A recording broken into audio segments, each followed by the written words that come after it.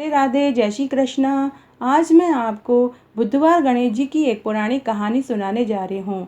कहानी सुनने से पहले अगर अभी तक आपने मेरे चैनल को सब्सक्राइब नहीं किया है तो कृपया मेरे चैनल को सब्सक्राइब करें, साथ में बेल जरूर प्रेस करें ताकि मेरे आगे आने वाले वीडियो की नोटिफिकेशन आपको सबसे पहले मिले। और अगर आपको कहानी अच्छी लगे तो कमेंट बॉक्स में जय हो गणेश भगवान की जरूर लिखें। कहानी इस प्रकार है। एक बार एक गाँव में एक सास बहू थी। बेटे की शादी को 10 महीने ही हुए थे कि सास बहुत ही चालाकी करने लगी। वो अपनी बहू को सुबह की रोटी शाम और शाम की रोटी सुबह देती थी। बहू ने पीहर में कभी ठंडी रोटी नहीं खाई थी तो उसे ठंडी रोटी अच्छी नहीं लगती थी, तो वो 1 या 2 रोटी खाकर ही रह जाती थी। बहू रोज कुएं पर पानी भरने जाती, तब वहाँ सभी थोड़ी देर बैठकर बातें करते थे। उस दिन तीज थी, वो सब बातें कर रहे थे। कोई कहती आज तो हमारे घर में खीर पूड़ी बनी है, कोई कहता हमारे यहाँ तो पुए पकौड़ी मालपुए बने हैं। कोई महिला कहती कि हमारे घर तो आज बाजार से घेवर मंगवाए हैं, बहुत ही स्वादिष्ट थे। बहू चुपचाप एक कोने में बैठी सबकी बातें सुन रही थी। तब सभी ने कहा कि अरे बहन, तुम क्यों चुप बैठी हो, तुम भी तो बताओ तुम्हारे घर में आज क्या बना है। बहू बोली, मेरी सास मुझे रोज सुबह की रोटी शाम को, शाम की रोटी सुबह देती है। शादी के बाद से ही मैंने गरम खाना नहीं चखा, मैं क्या जानूं गरम रोटी का स्वाद क्या होता है। तब एक पड़ोसन ने कहा कि मैं कल तेरे घर आऊंगी, तुम्हें खाने का निमंत्रण दूंगी, कल तुम मेरे घर गरम खाना खाने आ जाना। तब दूसरे दिन पड़ोसन बहू के घर गई और उसकी सास से कहा, माँ जी, मैंने सुहागिनें जिमाई हैं तो आज आप अपनी बहू को मेरे घर खाना खाने भेज देना। तो बुढ़िया बोली, ठीक है, भेज दूंगी।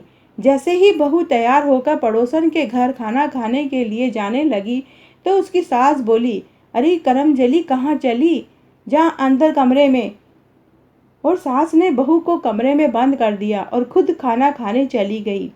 पड़ोसन ने कहा, माँ जी, मैंने तो आपकी बहू को खाने पर बुलाया था। तो बुढ़िया बोली, बेटी उसके पेट में दर्द हो रहा है इसलिए वो नहीं आई, उसकी जगह मैं आ गई। पड़ोसन ने मन महसूस कर उसकी सास को खाना खिलाया।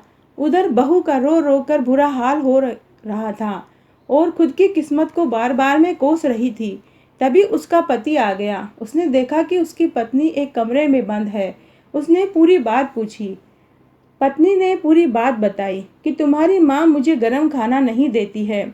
जब आज पड़ोसन ने मुझे खाने को बुलाया तो आपकी माँ मुझे कमरे में बंद करके खुद खाना खाने चली गई। उसका पति अपनी माँ से बहुत डरता था। वो अपनी माँ को अच्छे से जानता था, लेकिन फिर भी उसने कहा, कल सुबह मैं तुम्हें गरम खाना खिलाऊंगा।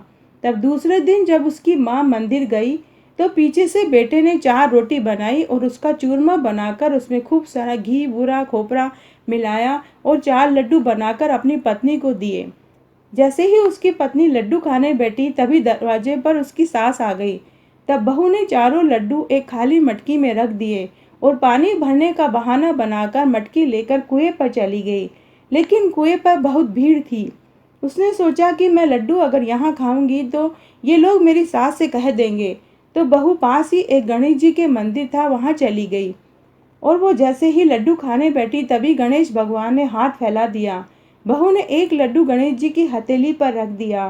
गणेश जी झट से लड्डू खा गए। बहू जब दूसरा लड्डू खाने लगी तो गणेश जी ने फिर हाथ पसार दिया। बहू ने दूसरा लड्डू भी गणेश जी को दे दिया। जब बहू तीसरा लड्डू खाने लगी तो गणेश जी ने फिर हाथ पसार दिया। बहू ने तीसरा लड्डू भी गणेश जी को दे दिया। जब बहू चौथा लड्डू खाने लगी तो गणेश भगवान ने फिर से हाथ फैला दिया। तो बहू बोली, देखो गणेश भगवान, घर पर मुझे मेरी सास गरम खाना खाने नहीं देती। पड़ोसन ने बुलाया तो उसकी जगह मेरी सास चली गई और आज मेरे पति ने मुझे 4 लड्डू बनाकर दिए, उसमें से भी 3 लड्डू आप खा गए। अब चौथा लड्डू नहीं दूंगी, चौथा लड्डू तो मैं ही खाऊंगी। और बहू लड्डू खाकर वापस घर चली गई। उधर गणेश भगवान का हाथ फैला हुआ ही रह गया। तभी मंदिर का पुजारी वहां आया। उसने देखा कि गणेश भगवान का हाथ कैसे फैला हुआ है। वो मन ही मन सोचने लगा कि जरूर कोई न कोई प्रलय आने वाली है। भगवान ने हाथ क्यों फैला दिया। पूरे गांव में ये खबर आग की तरह फैल जाती है। फिर राजा के पास भी यह खबर जाती है। राजा ने ऐलान करवाया कि जो भी गणेश भगवान का हाथ सीधा करवा देगा उसे 500 स्वर्ण मुद्राएं दी जाएगी। तब बड़े बड़े पंडित ज्ञानी महात्मा ने यज्ञ हवन करवाए, लेकिन सब बेकार। जब यह बात बहू को पता चली तो बहू अपने पति और सास से कहती है कि गणेश भगवान का हाथ तो मैं सीधा करवा दूंगी, आप राजा से कह दो कि अपने घर से मंदिर तक जाजम बिछवा दे और कनात लगवा दे। उस समय मंदिर में मैं अकेली रहूंगी और कोई नहीं रहेगा। तब सास और पति ने कहा, बड़े बड़े ज्ञानी पंडित महात्मा कुछ नहीं कर पाए, तुम क्या कर लोगी? लेकिन बहू ने कहा, जैसा मैं कहती हूँ आप सिर्फ वैसा करो।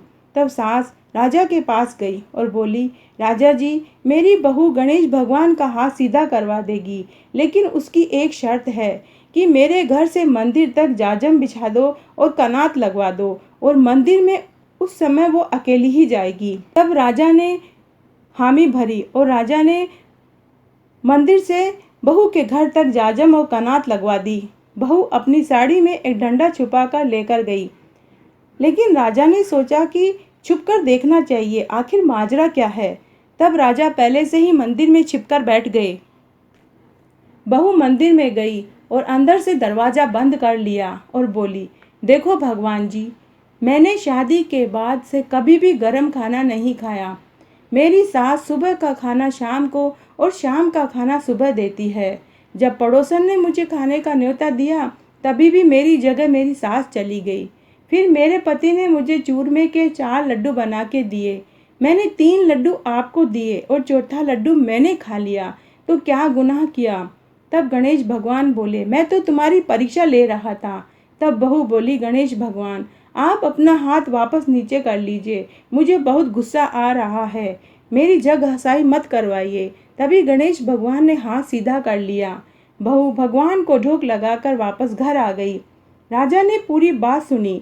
तब राजा ने सिपाही भेजकर बहू, उसके पति और सास को बुलवाया। तब राजा ने कहा, बुढ़िया, तू अपनी बहू को गर्म खाना नहीं देती है, इसलिए तुझे कारावास की सजा सुनाई जाती है।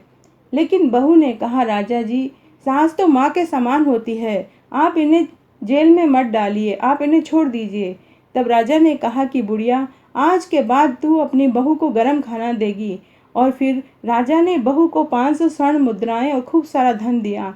तो हे गणेश भगवान, जैसे आपने बहू की इज्जत रखी वैसे सबकी रखना। कहने वाले की, सुनने वाले की और हुकारा भरने वाले की। घड़ती हो तो पूरी हो तो परवान चढ़े, भूले बिसरे नाम तेरे भंडार में भरे।